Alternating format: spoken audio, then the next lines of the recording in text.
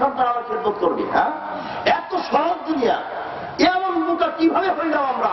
সন্তানকে শিষ্টাচার শিক্ষা দিলাম না, আর সন্তান আমার খেদমত করবে। বাবাজি শুনে রাখুন, আল্লাহ রাব্বুল আলামিন এই দুনিয়ার মধ্যে যা কিছু সৃষ্টি করেছেন প্রত্যেকটা জিনিসের জন্য একটি নিয়ম দিয়েছেন, নিয়ম দিয়েছেন। যদি আপনি বড়ই গাছ লাগান, বড়ই গাছে বড়ই ধরবে, আম গাছ লাগাইলে আম ধরবে। সন্তানকে যদি দ্বীনি শিক্ষা দেওয়া হয়, ওই সন্তান বৃদ্ধ বয়সে আপনার খেদমত করবে। শুধু বৃদ্ধ বয়সে খেদমত করবে না, সারাটা জীবন প্রয়োজনে মাথার ঘাম পায়ে ফেলে আপনার জন্য আপনার সন্তান জীবনকে কোরবান করে দিবে। সুবহানাল্লাহ।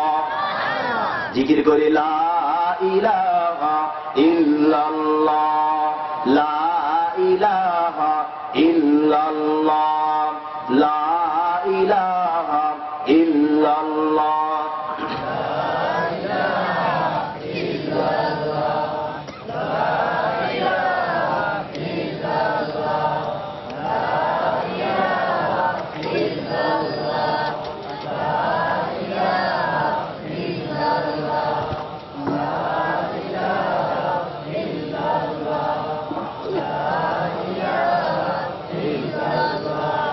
লা ইলাহা ইল্লাল্লাহু মুহাম্মাদুর রাসূলুল্লাহ সাল্লাল্লাহু আলাইহি ওয়াসাল্লাম। বাবাজিরা আমার, বন্ধুরা আমার, আল্লাহ রাব্বুল আলামিন এই দুনিয়াতে প্রত্যেকটি সন্তানকে পাঠিয়ে প্রত্যেকটি সন্তানকে মুসলমান হিসাবে দুনিয়াতে পাঠাইছেন। কিন্তু কুল্লু মাউলুদিন ইউলাদু আলাল ফিতরা, তার ফিতরাত অনুযায়ী দুনিয়াতে পাঠাইছেন। বাবা তাকে খ্রিস্টান বানায়, হিন্দু বানায়, মুসলমান বানায়। বাবা মা অভিভাবক তাকে খ্রিস্টান, হিন্দু, মুসলমান বানায়। এই জন্য আপনার সন্তানকে মুসলমান বানানোর দায়িত্ব আপনার, না আমার? কি বলেন?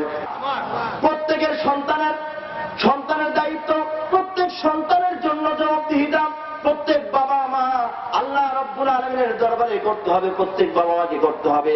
যদি সন্তানকে বিপথে চালান, সন্তান যদি সৎ পথ না দেখান, তাহলে সেই সন্তান কালকে আমাদের আল্লাহ রাব্বুল আলামিনের দরবারে বলবেন, আল্লাহ রাব্বুল আলামিনের দরবারে বলবেন, রব্বানা আরিনাল্লাযাইনি আযাল্লানা মিনাল জিন্নি ওয়াল ইনসি নাজআলহুমা তাকদামিনা লিয়াকুনা মিনাল আসফালিন। মাবুদ রব্বুল আলামিন, আজকে এই ময়দানে মাহশারে তোমার দরবারে ধরা খেয়ে গেছে মাবুদ। ওই বাবা কোথায়, ওই মা কোথায়, ওই অভিভাবক কোথায়, যারা শুধু খাওয়াইছে আর পড়াইছে, যারা আমাকে তোমাকে রব্বুল আলামিনকে চিনাই নাই, তোমার নবীকে চিনাই নাই, তোমার নবীর সুন্নাত চিনাই নাই, তুমি রব্বুল আলামিনের ইবাদত চিনাই নাই, ওই সমস্ত মা বাবাকে নিয়ে আসো।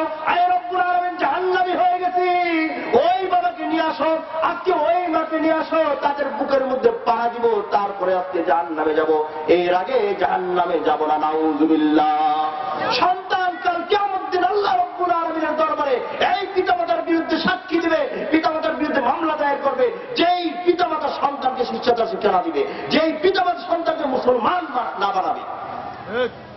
সুতরাং মনে রাখতে হবে, এই দুনিয়া আল্লাহ রাব্বুল আলামিন আমাদেরকে সৃষ্টি করেছেন তাকে চিনানোর জন্য।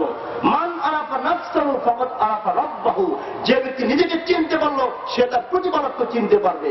কিন্তু নিজেকেই তো চিনি নাই, নিজের দোয়েল পাখি না কাক পাখি এটাই তো চিনি নাই, চিনছে নাকি? আমি যে দোয়েল পাখি, জাতীয় পাখি, দোয়েলে তো চিনলো না।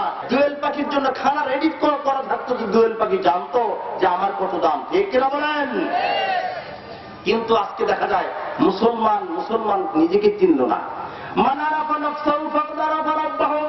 যে নিজেকে চিনতে পেরেছেন সে তার প্রতিপালককেও চিনতে পেরেছে। কেউ ও আল্লাহর বান্দা শুনে রাখো, আল্লাহ রাব্বুল আলামিনকে চিনার জন্য বেশি কিছু প্রয়োজন হয় না।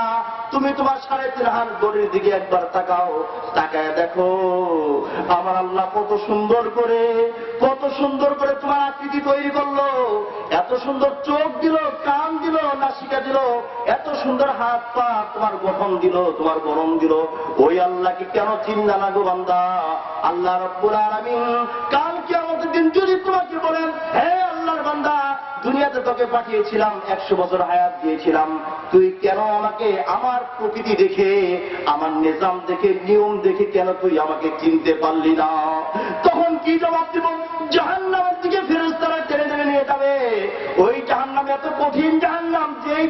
একবার গেলে জীবনের মজা স্বাদ টের পাওয়া যায়। ওই জাহান্নামের কথা দুনিয়ার কোনো কান কোনোদিন শুনে নাই, দুনিয়ার কোনো নাক জাহান্নামের দুর্গন্ধ শুনে নাই, দুনিয়ার কোনো দেমাগ কখনো ওই জাহান্নামের কথা কল্পনা করে নাই। কিন্তু আল্লাহর বান্দা, আল্লাহ রাব্বুল আলামিনের প্রকৃত বান্দা হতে পারলে দুনিয়া থেকে জাহান্নাম জান্নাত দেখা যায়। বলি সুবহানাল্লাহ। হযরত জিবরিল আমিন আলাইহিস সালাতু ওয়াস সালাম আল্লাহ রাব্বুল আলামিনের কাছে বলেন, রব্বুল আলামিন মাবুদ, তুমি এত সুন্দর করে জান্নাত তৈরি করেছো, এত কঠিন করে জাহান্নাম তৈরি করেছো, এই জান্নাত জাহান্নাম কাকে দিবে রব্বুল আলামিন? এমন একজন মানুষকে আমি দেখতে চাই। এই জান্নাত কাকে দিবে? এই জান্নাতি একজন বান্দাকে আমি দেখতে চাই। আল্লাহ রব্বুল আলামিন বলেন, হে জিবরিল, তুমি জান্নাতের মধ্যে ঘুরে ঘুরে উড়ে উড়ে জান্নাতগুলোকে দেখে আসো। হযরত জিবরিল আমিন বহু বছর ওই জান্নাতের উপরে দিয়ে উড়ে বেড়াচ্ছেন, ঘুরতে ঘুরতে জান্নাতের ঠিকানা শেষ হলো না, জাহান্নামের ভিতরে উড়ে উড়ে জাহান্নামের ঠিকানা শেষ করতে পারলো না। আল্লাহ রাব্বুল আলামিনের দরবারে আজ জিজ্ঞেস করলেন, আয় রব্বুল আলামিন, তুমি এত সুন্দর জান্নাত তৈরি করেছো, যেই জান্নাতের নাজ নেয়ামতের কোনো শেষ নাই, যার শুরু আছে কোনো শেষ নাই। বলি সুবহানাল্লাহ। এই জান্নাত কোন বান্দার জন্য দিবে তুমি মাবুদ? সেই বান্দাকে আমি দেখতে চাই। আল্লাহ রাব্বুল আলামিন বলেন, হে জিবরিল, জিবরিল যা, ওই যে মসজিদে নববীর প্রাঙ্গণে দেখবে এক বান্দা সবার আগে আমার ঘরে আমার কুদরতি কদমে সেজদা দেওয়ার জন্য গিয়েছে। ওই বান্দা দেখবে সবার পরে আমার ঘর থেকে বেরোবেন, ওই বান্দাকে জিজ্ঞেস করবে, তুমি নিজে জিবরিলের কথা তাকে জিজ্ঞেস করবে, দেখো সে কি উত্তর দেয়। বলি সুবহানাল্লাহ।